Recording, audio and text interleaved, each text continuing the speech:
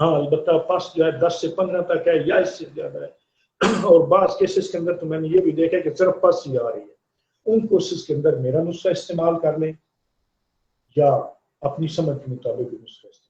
اس سے آگے جہاں یعنی اولیگوسپرمیا سپرم کی کمی کے جو کیسز ہیں ان کے لیے جو نسخے ہم استعمال کروا رہا ہوں میں اپنی پریکٹس کے اندر، اس کے اندر دوان ہمارے پاس برادہ دندانے فیل، تخم کونچ، اسی طریقے سے بہمن، سرخ و سفید، تخم کرتم، السی، تودری، زعفران، یہ چیزیں زیادہ تر، اسی طرح تال مکھانا ہے، بیج بند ہے، یہ چیزیں جو ہیں یعنی سپرم کاؤنٹ کو بہتر کرتی ہیں۔ اس طرح اور بھی کچھ چیزیں ہوں گی، موسم کے لحاظ سے اس کے ساتھ مناسب بدرکا یا مناسب مزید ادویہ استعمال کیا جا سکتی ہیں، جس طرح برادہ دندانے فیل ہے تو یہ سرد مزاج کا ہے، تو سردیوں کے اندر اگر دے رہے ہیں یا مریض کا مزاج سرد ہے اس کے ساتھ موسم کے لحاظ سے یا مریض کی مزاج کے لحاظ سے سیاہ مرچ جو ہے وہ بھی بڑھائی جا سکتی ہے۔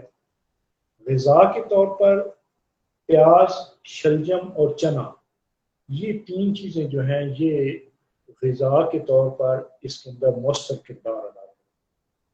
باقی ڈرائی فروٹ کے اندر بادام، خرما، چلغوزہ، پستہ، ناریل، یہ دوائیں استعمال کروائیں تو اس سے بہت اچھے نتائج، یہ چیزیں اس رزلٹ کے اندر معاون ثابت ہوتی ہیں۔ ایک چیز جس پر میں زیادہ زور دیتا ہوں اپنی پریکٹس کے اندر کہ ایک لیب کے نتیجے پر اعتماد نہیں کرنا۔ اسی طریقے سے جب آپ اپنا علاج کرنے کے بعد دوبارہ مریض کا ٹیسٹ کروا رہے ہیں کچھ مدت کے بعد، 1 ماہ کے بعد، 2 ماہ کے بعد، تو اسی طریقے سے انہی اصولوں کو جو میں نے پیچھے ذکر کیے ہیں ان کو سامنے رکھ کر کروانا ہے۔ ایک تو انٹرول اس کے اندر ہو کم از کم ایجولیشن کا 10 دن کا کم از کم، اور اس کے علاوہ جو چیزیں باقی بتائی ہیں یعنی باٹل اسٹیرائل ہو، اس کے اندر کوئی گرمی یا اس قسم کی کوئی میڈیسن آئلی چیز یہ نہ ہو، کیونکہ یہ اس کی موٹیلٹی کو بھی متاثر کرتی ہیں اور بعض کا سپرم جو ہے ان کی ڈیتھ بھی ہو جاتی ہے۔ اب دوسری چیز کی طرف آ جائیں، ایزوسپرمیا کی طرف، جس کے اندر سپرم جو ہے وہ بالکل نل ہو جاتے ہیں، تو ایسے کیسز کا علاج میری پریکٹس کے اندر تو نہیں ہے، البتہ اس کے لیے میں جو چیزیں ایڈوائز کرتا ہوں یا جو چیزیں سامنے رکھتا ہوں، جن چیزوں پر میں کنسنٹریٹ کرتا ہوں، اس کے اندر مریض کی ہسٹری کے اندر ایک ممس آ جاتا ہے، یعنی بچپن کے اندر اگر اس سے کنپیڑے ہوئے ہیں، لیپراسی، ٹیوبرکلوسس یا کوئی لمف نوڈ کی کسی قسم کی بیماری اس قسم کی ہو تو یہ تو اس کی ہسٹری کے اندر آئے گی۔ اسی طریقے سے موجود اس کی فزیکلی کیا مجھے پھر سوفسٹیکیٹڈ کرنا چاہیے، یعنی فزیکلی آپ ٹیسٹس کو جس کو چیک کریں گے اس کے اندر آپ کو ویریکوسیل ملے گا، اگر کوئی ایسی وہاں پر شریانے وغیرہ جو ہے یا مریضوں کا کوئی گچھا بنا ہوا ہے تو ان کو آپریٹ کر کے یعنی سیدھا کرنا پڑتا ہے، وہ رکاوٹ بنتی ہیں اس ایجیکولیٹری ڈکٹ کے اندر۔ اسی طرح کسی چوٹ کی وجہ سے اگر مریض کی یا اس نے خود کروا لیا ویزیکٹمی کہ لفظ میں کیا استعمال کروں کیونکہ اس میں ہماری کچھ بیٹیاں بہنیں بھی ہیں، چلو سیمینل ڈکٹ، یہ اگر کسی وجہ سے کٹ جاتی ہے یا کٹوا دی جاتی ہے، اسی طریقے سے اس کے اندر کوئی بلاکیج ہے یا کوئی ٹیومر ہے، تو ان چیزوں کو، ان پوائنٹس کو سامنے رکھ کر مریض کی تشخیص کرائی جاتی ہے۔ اب اس تشخیص کے لیے ہمارے پاس معاون جو چیزیں ہوتی ہیں وہ ہیں اس کا سب سے پہلے ایک الٹرا ساؤنڈ، اسی طرح C T scan, M R I, ان چیزوں سے یہ چیزیں یعنی ڈائگنوز ہم کر سکتے ہیں کہ مریض کے مسائل کیا ہیں۔ اب ان کو سامنے رکھ کر جو یعنی اس کا علاج ممکن ہے وہ میرے پاس اس کا نہیں ہے، البتہ ایسے مریضوں کو میں آگے ریفر کر دیتا ہوں، اور اس وقت میرے پاس ایسے کچھ کیس آئے بھی ہیں جن کا کچھ سرجیکل علاج کرنے کے بعد مریض ٹھیک بھی ہوئے ہیں اور فرٹائل انہوں نے کر لیا ہے۔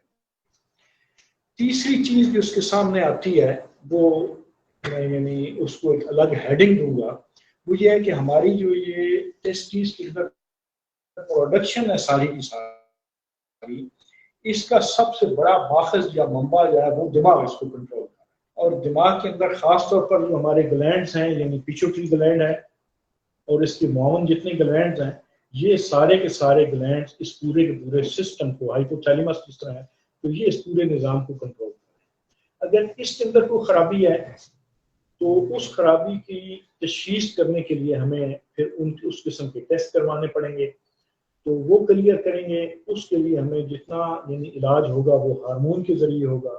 تو اب ہارمون کے ذریعے سے جو علاج کرنا ہے اس کے لیے میں خود تو کوئی فیصلہ نہیں کرتا، اس کے لیے بھی اس قسم کے کیس میں آگے ریفر کرتا ہوں. ایک گروپ ان کیسز کے اندر وہ آتا ہے جن کی وجہ کوئی نہ کوئی نیچرل ہوتی ہے، جیسے ہائپوگونیڈزم ہے، خوشیوں کا سائز چھوٹا رہ جانا. اب ایک اچھا معالج جو ہے وہ چھوٹی عمر کے اندر اس مرض کی تشخیص کر لیتا ہے. کسی بچے کو کسی اور وجہ سے آپ کے پاس آیا ہے تو آپ نے جس کو اس کا معائنہ کیا ہے اس معائنے کے دوران ہی آپ اس کا اندازہ کر سکتے ہیں کہ اس بچے کو آگے جا کر بڑی عمر کے اندر کیا مسائل پیدا ہو سکتے ہیں. جو یہ تو فزیکل ٹیسٹ ہے. اسی طریقے سے کچھ بیماریاں آتی ہیں جن کا تعلق پیوبرٹی کے ساتھ ہے. جس کو بچہ بالغ ہوتا ہے اس وقت جو یعنی چیزیں سامنے آنی چاہیے، یعنی آواز کے اندر تبدیلی ہے، اسی طرح ہیئر گروئنگ ہے مختلف مقامات پر، اگر وہ نہیں ہو رہا یا ڈیلے ہو رہا ہے تو اس کو بھی یعنی سامنے رکھ کر تشخیص کی جاتی ہے. اب تو اس کے لیے میرے پاس ایک دو کیس ایسے بھی آئے ہیں، بلکہ انہیں ایک دو سال لیٹسٹ قسم کے ان کے اندر جینیٹیکلی کچھ پرابلم تھا کہ ان کے اندر یعنی ہارمون جینز کے اندر ایک جینز تھا ہی نہیں. تو اس وقت انہیں پتہ چلا جس بچہ بالغ ہوا تو اس کا قد چھوٹا رہ گیا، ہاتھ پاؤں چھوٹے رہ گئے، اسی طرح اس کے مسائل اور بھی سامنے آئے. تو تشخیص کرنے سے اس کے آئے اور میں نے اس کیس کو فالو بھی کیا ہے. اب وہ کیس کسی جگہ سے اپنا علاج کروا رہا ہے اور اس علاج سے وہ کافی بہتر ہے. اب اس کی جینیٹکس کی بیماریاں جو ہیں وہ مسائل جو تھا وہ کافی حد تک ٹھیک ہے. لیکن بطور میں اپنی پریکٹس کے کوئی اس قسم کا دعویٰ نہیں کرتا کہ ایزوسپرمیا کے کیس یا ایزوسپرمیا کے کیس وہ میرے پاس ٹھیک ہوا. البتہ یہ ہے کہ جو یہ میں نے گروپ بندی کی ہے تشخیص کے لحاظ سے پیشنٹ کی پوری پوری معاونت کر کے اس کی تشخیص کر کے مناسب پراپر جگہ پر میں ان کو ریفر کرتا ہوں. تو اس سلسلے کے اندر صرف میرے پاس میں سم اپ کرتا ہوں اپنی بات کو کہ کچھ چیزیں جو ہیں وہ ہماری آ جاتی ہیں کازز کے اندر، جس طرح ہائپوگونیڈزم ہے، ویزیکٹمی ہے، ویریکوسیل ویل ہے، یعنی نالی کے اندر کوئی بلاکیج ہے یا ٹیومر ہے تو اس کو ڈائیگنوز کر کے سرجیکل کیس کے طور پر ریفر کرنا. اگر اسی طریقے سے ہمارے پاس کیس لیگوسپرمیا کا آ رہا ہے تو اس کی کازز تلاش کر کے اس کی گروپ بندی کر کے اگر اینٹی بایوٹک کی ضرورت ہے انفیکشن کو دور کرنے کے لیے تو اس کا علاج کر کے اس کو ایک دفعہ ٹرائل لینا. اگر وہ ٹھیک ہو گیا تو ٹھیک ہے، ورنہ اس کی معاون دوائیاں جو ہیں وہ ساتھ اس مریض کو دینا. تیسرا ہارمون کی کمی، جس طرح میں نے ابھی انڈوکرائن سسٹم کی بات کی ہے تو ہارمون ٹیسٹ اس کے کر دیے جاتے ہیں، جس طرح ٹیسٹوسٹیرون ہے یہ پیوبرٹی کے اندر جا کے، اس طرح ایل ایچ اور ایف ایس ایچ.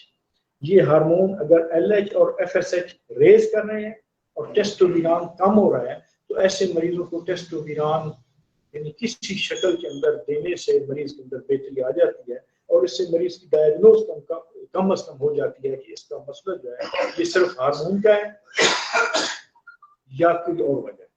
تو آخری بات کہہ کر میں یعنی اپنی بات کا اختتام کرتا ہوں کہ اس پورے گروپ کو ہم پہلے دو حصوں کے اندر تقسیم کرتے ہیں، ایزوسپرمیا اور اولیگوسپرمیا کے اندر.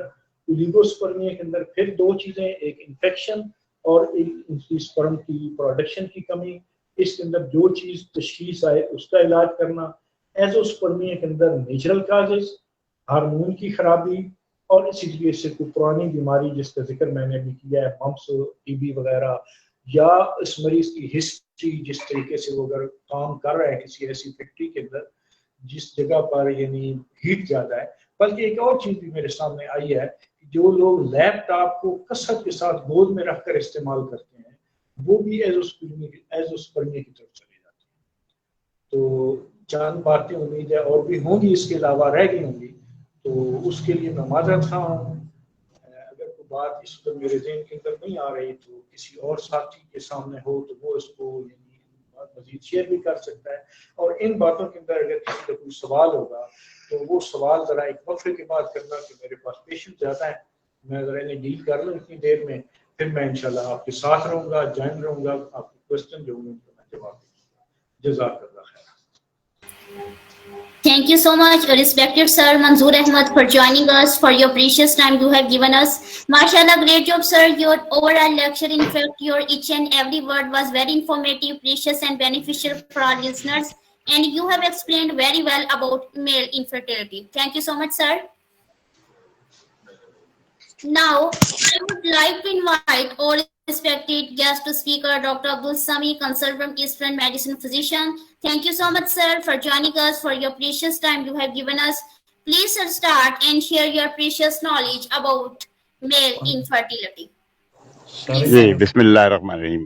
السلام علیکم ورحمۃ اللہ وبرکاتہ. بہت بہت شکریہ آپ لوگوں کا, آپ نے ایک دفعہ پھر مجھے موقع دیا اس کے اوپر بات کرنے کا. لیکن بہرحال مجھے تھوڑا سا دیر سے پتہ چلا, میں تو اپنے ایک اور ٹاپک لیے بیٹھا ہوا تھا, میں نے دیکھا نہیں تھا, تو پتہ چلا کہ ڈاکٹر اکرم نے کہا کہ نہیں آج میل انفرٹیلٹی پہ ہی بات کرتے ہیں. تو چلے خیر.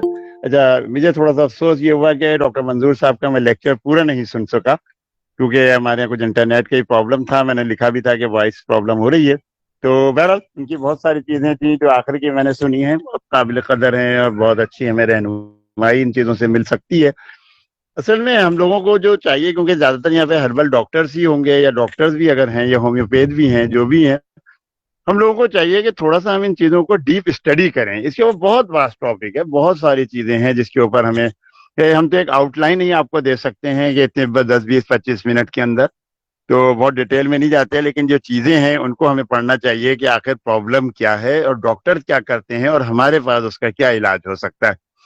ویسے معذرت کے ساتھ ڈاکٹرز کے پاس کوئی خاص علاج نہیں ہے. اگر آپ کسی کے پاس جائیں گے, ڈاکٹر کے پاس 1-2-3 ملینز والا ہو اور ڈاکٹر کے پاس پہنچ جائیں, تو ڈاکٹر عام طور پہ تو منع کرتے ہیں, کہہ دیتے ہیں کہ جی دنیا میں اس کا کوئی علاج نہیں ہے. میں یہاں پہ بہت سارے ڈاکٹر سے ملا ہوں, بڑے بڑے سینٹر سے ملا ہوں, اور مجھے کہنے میں کوئی یعنی کہ آر نہیں ہے کہ میں بقائی ہاسپٹل, سیم ہے, یہ جو اپنا آسٹریلین کانسیپٹ اور اس ٹائپ کی جگہوں پہ گیا ہوں, تو وہاں پہ جا کے ذرا سی جب معلومات کی ہیں ان چیزوں کی, کچھ رپورٹس کے حوالے سے, تو ان لوگوں نے بھی کوئی خاص روشن نہیں دیا, جی ان کا تو علاج ہی نہیں ہے, ان کا علاج ہی نہیں ہے, یا شاید وہ لوگ کیونکہ IVF یا ٹیسٹ ٹیوب بیبی کے چکر میں ہوتے ہیں, تو اسی وجہ سے. لیکن پھر بھی ہمیں بہت ساری نالج لینا چاہیے.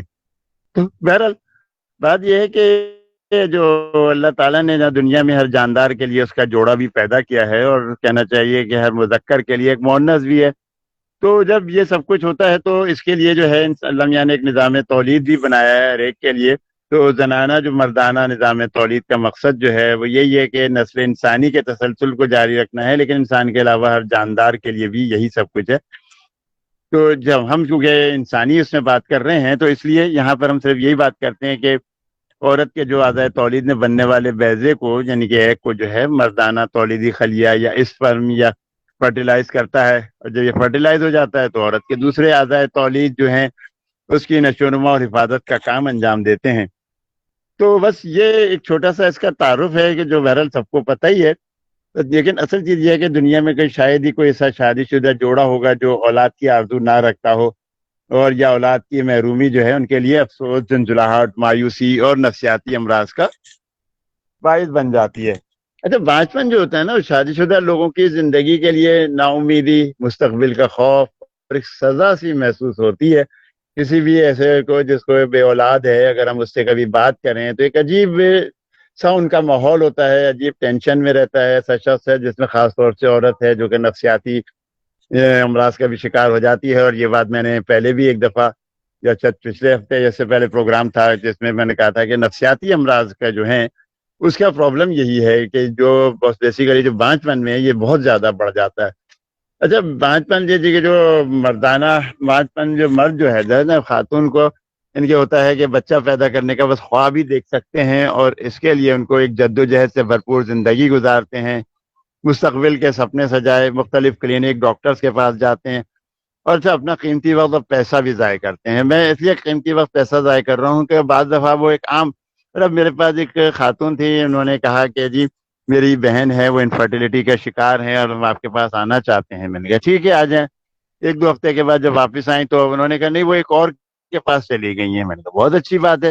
میں نے کہا وہ کیا کرتے ہیں, مطلب ویسے کہنے لگے نہیں وہ انہوں نے کسی نے بتایا تھا کہ میری کمر میں درد تھا تو میں ان کے پاس گئی ہوں تو وہ کمر کا درد ٹھیک ہو گیا, تو انہوں نے کہا چلو اس کے لیے بھی. تو اب میں ان سے تو کچھ نہیں بولا, لیکن بات یہ ہے کہ جو کمر کا درد ٹھیک کر رہا ہے اس کے لیے ضروری نہیں ہے کہ اسے انفرٹیلٹی کا ہو, بھی اس کو بہت ساری معلومات ہوں. بہرحال تو بس ہم یہ کہتے ہیں کہ جی اب آپ کے ان خوابوں کو ہم تعبیر دے تو نہیں سکتے باقاعدہ, لیکن پھر بھی ہم کوشش کر سکتے ہیں کیونکہ عام لوگوں کے مثبت شاید ہم نے تھوڑا سا زیادہ معلومات اس معاملے میں کی ہیں. کیونکہ میرا تو ایم فل کیونکہ میل انفرٹیلٹی میں تھا, اور جبکہ پی ایچ ڈی جو تھا وہ میرا پی ایچ ڈی جو ہے وہ میرا فیمیل کے حوالے سے ہے.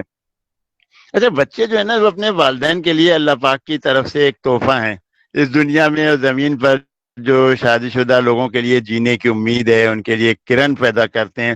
یا شادی شدہ جوڑے کے لیے جو بچے پیدا کرنا فطری خواہش ہے اور باہمی خوشی مسرت کا باعث بھی ہے. آپ کے خاندانی تعلق بھی مضبوط رہتا ہے. اور اگر بچے نہیں ہوتے تو ایک لڑائی جھگڑا, دوسری شادی, مرد کی شادی. ہم یہاں بات کر رہے ہیں کیونکہ مرد کے حوالے سے مردانہ بانجھ ہے, تو اس میں بات کرتے ہیں کہ مردانہ بانجھ کیا ہوتا ہے اور کیا مردی بانجھ ہو سکتا ہے. لیکن یہ سوچیں کہ اگر مرد بانجھ ہے تو وہ اپنا تو علاج کرائے گا نہیں, اور اپنا علاج نہیں کرائے گا, اور اس کے ساتھ ساتھ وہ کرتا کیا ہے کہ عورت کے اوپر وہ دباؤ ڈالتا رہتا ہے کہ جی تمہیں دیکھو تم میں ہے, اور اس کو بار بار لیے جاتے ہیں. میرے پاس ایسے کئی کیس ہیں. ایک صاحب ہیں جو ایزو سرمیاں کا شکار ہیں, اور وہ آئے علاج کے لیے. وہ کہتے ہیں کہ جی میری بیوی کو نہیں پتا چلے, میری فیملی کو, کیونکہ باپ دادا کے زمانے سے میرے والد صاحب, میرے دادا بھی, یہ تو جو بھی لوگ ہوتے ہیں تقریباً ہمارے سب ایک فیملی کی طرح ہیں. اور بہت مریض ہیں جو کہ ہم ان کو اس طریقے سے دیکھتے رہیں تو نہیں پتا. بھائی ہم کیوں بتائیں گے, لیکن وہ چھپ چھپ کے دوائیں کھاتے ہیں. کہتے ہیں اگر ہمارا رشتہ ٹوٹ جائے گا, خاندان تباہ ہو جائے گا. کچھ لوگ ہاتھ جوڑ کے کہہ رہے ہوتے ہیں کہ جی گھر والوں کو پتا نہ چلے ورنہ میری بیوی مجھے چھوڑ جائے گی. بھائی اسے بولو کہ تمہیں ایزو سرمیاں ہے, تم اس بیچاری کا تو علاج کیے جا رہے ہو. اب اگر یا وہ دوسری شادی کی دھمکیاں دینے لگتے ہیں کہ دوسری شادی کر لیں گے. بھائی اب 10 شادیاں کر لیں, 10 خاندان تو تباہ ہو جائیں گے, لیکن اولاد تو نہیں ہوگی. ڈیفینیشن کیا ہے کہ ہم اسی جوڑے کو بانجھ کہتے ہیں کہ جو کم از کم 1 سال تک بغیر کسی احتیاطی تدبیر کے یا کوئی معنی حمل طریقہ استعمال کیے بغیر جو ہے نا وہ جنسی فعل انجام دے اور اسے حمل نہ ہو. تو اب جس شخص کا کوئی جوڑے کا کوئی بچہ بھی پیدا نہ ہو, کبھی بھی ایسا نہ ہوا ہو, تو اسے ہم پرائمری انفرٹیلٹی کے کہتے ہیں. کچھ خواتین بہت جلدی حمل سے ہوتی ہیں, بہت ساری کو بہت سارا وقت لگتا ہے. لیکن اگر کسی بھی فیملی کو 1 سال تک حمل سے ہونے کا کوئی امکان نہ ہوا ہو تو اسے فوراً اپنے معالج سے رجوع کریں. فوراً انہیں معلومات کرنی چاہیے کہ کیا کریں. کبھی یہ خرابی دونوں میں بھی ہو سکتی ہے, کبھی کوئی ایک بھی مبتلا ہوتا ہے. تو اچھا جہاں ہم بات کر رہے تھے کہ مرد کے لیے, تو بیسک ٹاپک کیونکہ تھا کہ جدید معلومات سے پہلے جو تھا بانجھ پن کا سبب عام طور پر صرف عورت کو خیال کیا جاتا تھا. لیکن اب تو تمام طریقہ معالجین, تمام ڈاکٹرز, حکیم, ہومیوپیتھ یہ بھی اس بات پر متفق ہو گئے ہیں کہ خواتین کی طرح مردوں کو بھی بانجھ پن کی بیماری ہو جاتی ہے. یہ اور بات ہے کہ جو فیملی میں جو لڑکے کی ماں ہوتی ہے وہ یہ باتیں نہیں سمجھ پاتی ابھی بھی, یا مرد بھی وہ کہتے ہیں کہ نہیں جی ہمارے اندر کا ہماری پرفارمنس تو بہت اچھی ہے, ہم تو بہترین ہیں ہماری تو تقریباً 50% مریضوں میں جو نا مرد ہی بانجھ ہوتے ہیں. تو ہمارا جو معاشرتی رواج ہے جو کہ مردوں کا معاشرہ ہے نا, اس میں مرد اس بات پر یقین نہیں کرتے. اصل میں جو بات کر رہا ہوں وہ جو ڈاکٹر صاحب نے تو ساری باتیں بتائی ہیں, لیکن ایک سوشل جو ہمیں مہم چلانی چاہیے کہ لوگوں کو بتائیں کہ بھائی دیکھو بانجھ پن کا مسئلہ کہاں سے کھڑا ہو رہا ہے, کہاں کن کو ہو رہا ہے. یہ چیزیں اصل بات ہے گی کہ لوگ جو ہیں جو مرد علاج ہی نہیں کرا رہے. اب کرتا ہوں جو اچھا بہت سارے حکیم ڈاکٹر بھی ہوتے ہیں جو عورت پہ آئے گی چلو جی اسی کا علاج کیے جا رہے ہیں. بھائی پہلے مرد کو تو دیکھ لو, بیچارہ ایزو کا ہے, شکار ہے. میں تو اکثر ہوتا ہے جو ایزو والے ہوتے ہیں یا ان کے پاس کوئی چاند نہیں ہوتا تو میں کہتا ہوں بھائی تمہاری بیوی کا علاج کر کے ہم کریں گے کیا, یہ بتاؤ. جب تم تو ایزو ہے نا, اگر تمہارا ایزو کے اندر ہمیں علاوہ اولی کو ہو چلو ہم کر لیتے ہیں, ساری چیزیں دیکھ لیتے ہیں. تو یہ کہ سوشل مہم ہمیں چلانی چاہیے کہ کیونکہ مرد جو ہے عام طور پہ کہتے ہیں کہ جی ہمارے اندر کوئی خرابی نہیں ہے, اور ڈاکٹر کے پاس بھی جانے سے انکار کرتے ہیں. جب بانجھ پن کی بہت ساری وجوہات ہیں جن میں سے چند کا علاج یقیناً ممکن ہے, جس پہ ڈاکٹر صاحب نے بہت اچھی روشنی ڈالی تھی. جبکہ بعض صورتوں میں تو جدید میڈیکل سائنس بھی خاموش ہے, کوئی علاج ہی نہیں ہے. لیکن ہمارے ملکوں میں نا ہوتا کیا ہے کہ تعلیم کی کمی ہوتی ہے. خیر تعلیم کی کمی تو ایک بہانہ ہم کہتے ہیں, اور شعور کا فقدان ہی اصل چیز ہے, کیونکہ کراچی شہر میں ہم نے بہت پڑھے لکھے لوگوں کو بھی دیکھا ہے کہ وہ بھی اس چیز کو نہیں مانتے, اور وہ بھی مولویوں کے پاس تعویذ اور یہ وہ سب آپ کرو بھائی, تعویذ کرو, جو پھاڑ پھونک کرو, مزاروں پہ چادریں چڑھاؤ, ہم اس کے خلاف نہیں, میں جا رہا نہ اس پہ بات کرتا ہوں, لیکن کم سے کم آپ کو اپنا علاج تو کروا لینا, دوا تو آپ کم سے کم کھا لو. یہاں پہ سب کہتے ہیں جی اللہ کی مرضی, اسے دینا ہوگا تو دے دے گا. تو اس میں ہم اپنا عمر کا بھی حصہ ضائع کر رہے ہوتے ہیں, کمائی کا حصہ بھی ضائع کر رہے ہوتے ہیں, جو مختلف جو ان کے معقول علاج کی صورت میں فائدے مند ہو سکتا تھا.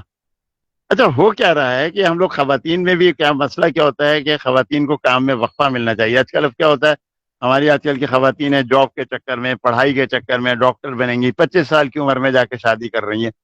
حالانکہ لڑکیوں کو 18 سے 22 سال میں عام طور پہ شادی کر لینی چاہیے. لڑکوں کو بھی 25 سال تک کوشش کریں کہ 25 سے بہت ہو تو 30 سال, کیونکہ یہ وہ وقت ہوتا ہے جس میں برابری یا کہنا چاہیے کہ فرٹیلائزیشن کا عمل جو ہوتا ہے بہت اچھا آسانی سے ہو سکتا ہے. وہ جوانی میں حاملہ ہوں گی اور اس وقت ان میں حاملہ ہونے کی صلاحیت بھی زیادہ ہوتی ہے, اور یہ بلند ترین شرح جو ہوتی ہے نا تقریباً 18 سال سے شروع ہوتی ہے, اور 35 سال کی عمر کے بعد یہ کم ہو کر 10% تک رہ جاتی ہے. اب 40 سال کی عمر کی عورتیں آ رہی ہیں کہ جی ہماری شادی اب ہوئی ہے, اب آپ ہمیں کریں.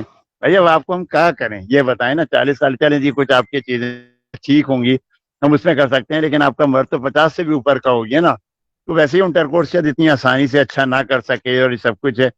لیکن بہرحال تو بات یہ ہو رہی تھی کہ خواتین کو جو ہے نا سخت ورزش نہیں کرنی چاہیے. Lifestyle, burger, pizza, cold drink, یہ سب زیادہ استعمال ہو گیا ہے ہر گھر میں, ہر جگہ پہ. اس کی وجہ سے ان کا وزن بڑھ رہا ہے.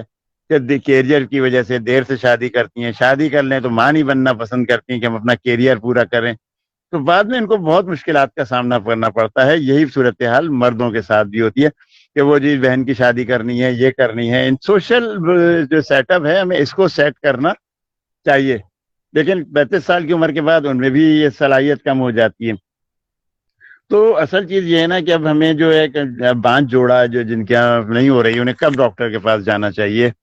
تو 85% جوڑے جو ہوتے ہیں وہ 1 سال کے اندر اپنا مقصد حاصل کر لیتے ہیں, لیکن جو کوئی جوڑا 1 سال کے بعد بھی اگر اس کے انفرٹیلٹی کا شکار ہو تو اسے لازماً اپنے حکیم سے, ڈاکٹر سے, ہربل ڈاکٹر سے اسے رجوع کرنا چاہیے. اگر بیوی کی عمر 35 سال ہے تو میں تو کہوں گا کہ آپ کو اگلے مہینے کے بعد ہی اپنے ڈاکٹر کو دکھا لینا چاہیے کہ بھائی اگر کوئی ایسا پرابلم آ رہا ہے تو ہمیں ابھی سے اس کے لیے کوئی نہ کوئی چیزیں سیٹ کرنا چاہیے.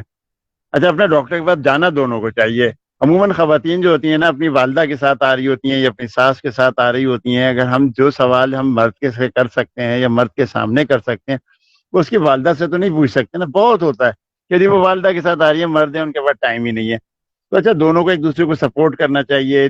اس کا ایک ذہنی دباؤ بھی بہت ہوتا ہے, جن کو اگر ذہنی دباؤ ہوگا تو ان کو بھی فرٹیلائزیشن کے عمل میں رکاوٹ ملے گی. تو خوش رہنے کی عادت ڈالیں. بہرحال یہ مشکل کام ہوتا ہے کیونکہ کوئی بھی لڑکی ہوتی ہے جو شادی کے 1 ہفتے کے بعد سے ہی سب پوچھتے ہیں خود کے خوشخبری کب آ رہی ہے, خوشخبری کب آ رہی ہے, خوشخبری کب آ رہی ہے. تو وہ بیچاری اس خوشخبری کے چکر کے اندر جو ہوتی ہے ایک عجیب مسائل کا شکار ہوتی ہے اور مزید نفسیاتی بیمار بھی ہو جاتی ہے. تو کیونکہ ہمارے جیسے مطلب معاشروں میں نا عورت کے لیے سروائیو کرنے کا جو واحد ذریعہ ہے وہ کیا ہے کہ ماں بننا ہے, کہ اگر وہ ماں بنتی ہے تو بس ٹھیک ہے. تو ہمیں چاہیے کہ اپنی ان چیزوں کو ہم بہتر کریں. میں نے بھی ان چیزوں کے اوپر بہت اسٹڈی کی, بہت کیے, کچھ فارمولے سیٹ کیے. پاکستان کے جو معائنات ہمارے یہاں کے حکیم ہیں, ہمدرد کے جو حکیم اور ڈاکٹر جو ہیں ان کے ہیں, بلکہ انڈیا سے بھی آئے ہوئے ڈاکٹر سے, انہوں نے ان کے پاس بھی مجھے بھیجا اور کہا کہ جی آپ ان لوگوں سے بھی بات چیت کرو, کیونکہ اکثر انٹرنیشنل کانفرنسز ہمدرد میں ہوتی رہتی ہیں. تو ان لوگوں سے مل کے بھی میں نے اپنے جو نسخے تھے وہ ترتیب دیے ان کا کہ چلو بھائی اولیگو اسپرمیا اور اس چیزوں کے اوپر تو ہم بہت اچھا کام کر سکتے ہیں, اور اللہ کا شکر ہے کہ اس کے اوپر ہم نے بہت اچھا کام کیا اور ان سے. لیکن جو آپ لوگوں کے کرنے کا کام ہے یا مریض کو سمجھانے کا کام ہے کہ جیسے کیمیکل کی دکانوں پہ جو لوگ کام کرتے ہیں ان کیمیکل سے بہت نقصان ہوتا ہے, فیومیگیشن والے ہیں یا جس نے جو ہے نا دیمک مار, یہ وہ سب جتنے بھی فیومیگیشن کا کام کرتے ہیں ان کے لیے کہ ان کو یہ سب چیزوں سے تھوڑا ایسے مریض کو تو خاص طور سے دور رہنا چاہیے. جو لوگ عموماً لیبس میں کام کرتے ہیں جہاں پہ بہت زیادہ کیمیکلز کا استعمال ہے ان کو وہاں بھی وہ کرنا چاہیے. دوسری چیز یہ کہ جو بچے ہیں ان کو جو بچہ پیدا ہوتا ہے تو عام طور پہ ان کو ہمارے یہاں ڈاکٹر یہ نہیں چیک کر پاتے, 1-2 سال کے بعد پتہ چلتا ہے کہ اس کے جو تھے ٹیسٹیکلز نیچے نہیں اترے.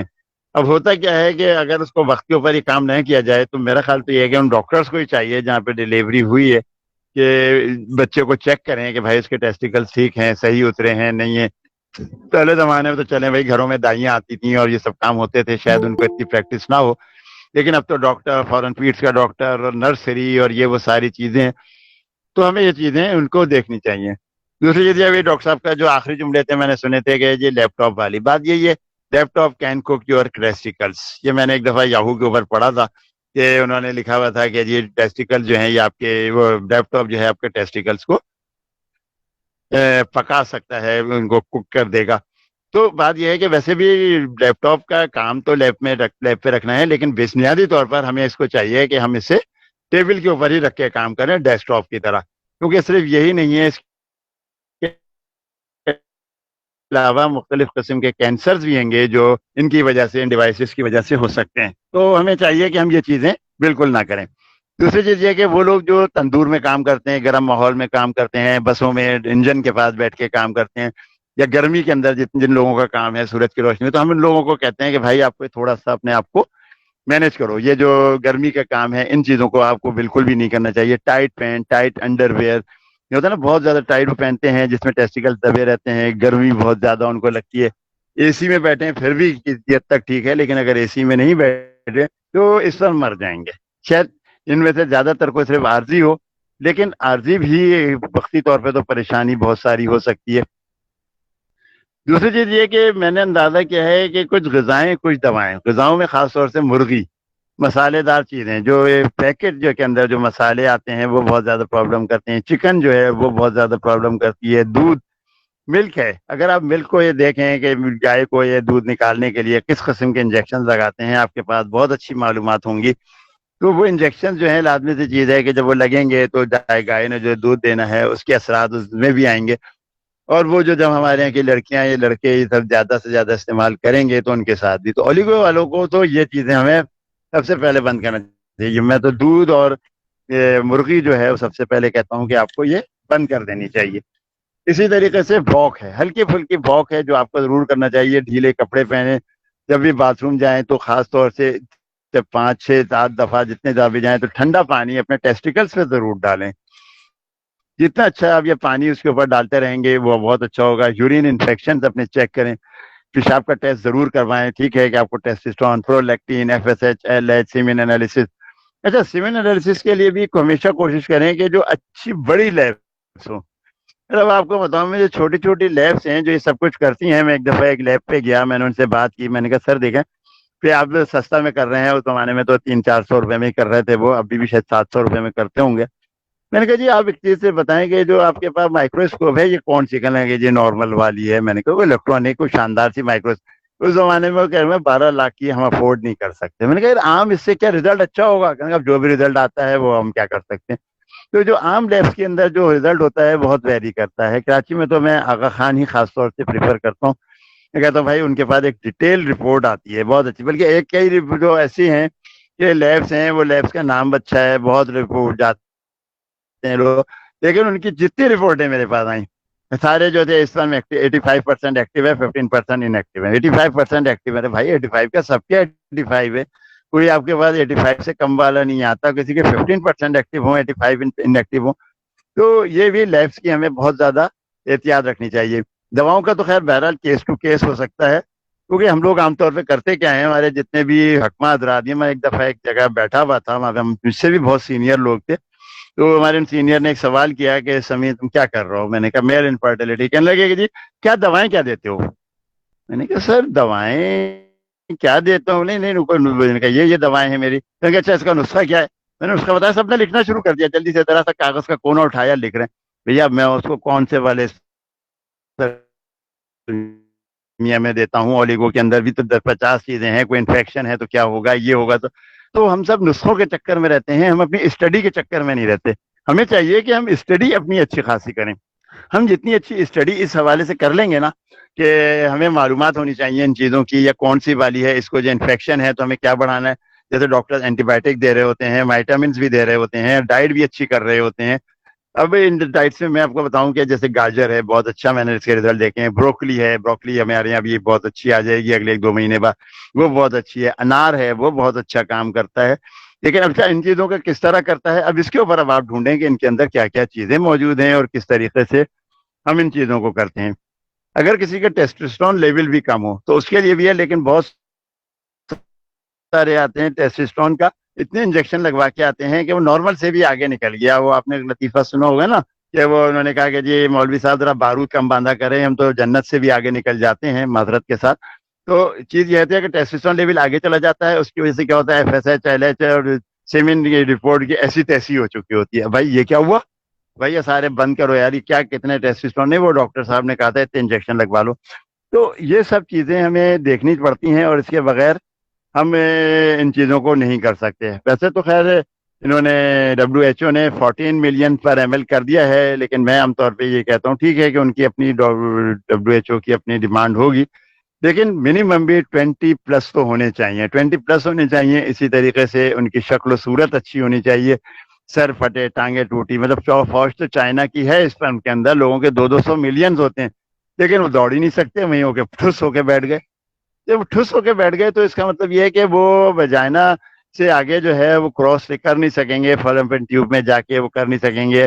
جب تک اوول شیپ کا نہیں ہوگا ان کا سر ہے تو وہ آگے نہیں دوڑ سکتے. جس طرح ریس کے گھوڑے ہوتے ہیں کہ جو بیمار ہوگا، ٹانگ ٹوٹی ہوگی یا ہوگا یا قربانی جس کی نہیں ہو سکتی، تو وہ چیزوں کا لیے فضول ہے گا ان کے اوپر. تو ہمیں یہ سب چیزیں کرنی ہے. اس کی وجہ جو ہوتی ہے یہ اپنا مولوی کو اسلامیہ کے یہ جو سر پھٹے ٹانگیں ٹوٹی، یہ بھی کیا لفظ انہوں نے استعمال کیا تھا ڈاکٹر صاحب نے کہ ہماری جو وینس ہوتی ہیں جو گچھا کھا جاتا ہے ویریکوسیل، تو یہ ویریکوسیل وغیرہ اور یہی ہوتی ہے کہ وہاں پر اتنی زیادہ گرمی پیدا ہو جاتی ہے. ٹھیک ہے اس کا بھی علاج بیسیکلی تو سرجری ہے، لیکن اب سرجری میں ہمارے یہاں کی جیسی سرجریز ہوتی ہیں اس میں ڈر یہ ہوتا ہے کہ کہیں ایسا نہ ہو کہ جو اپنا تھا وہ بھی گیا، مطلب جو چانس تھا آگے بڑھنے کا یا ویریکوسیل کے لیے. اسی طرح ایزو سلویا میں بھی کچھ کے علاج ممکن ہے. میں تو انشاءاللہ اللہ کا شکر ہے میں ان کو سب کو بولتا ہوں دیکھو بھائی اندھیرا کمرہ کالی بلی، ہمیں نہیں پتا بلی موجود بھی ہے نہیں ہے، ہمیں ٹامک سوئیاں تو مارنی ہے. ہو سکتا ہے بلاکیج ہو سکتا ہے کوئی اور وجہ ہو. ہاں اگر بائی برتھ ہے، ٹیسٹیکل چھوٹے رہ گئے، کوئی اور ایسی وجہ اس کی ہو گئی ہے، ٹیسٹیکل وقت پہ اترے نہیں تھے، تو پھر اس کا علاج تقریباً ناممکن ہے. جیسے ممس ہو جاتے ہیں، لیکن ممس ہر ایک کے نہیں ہوئے.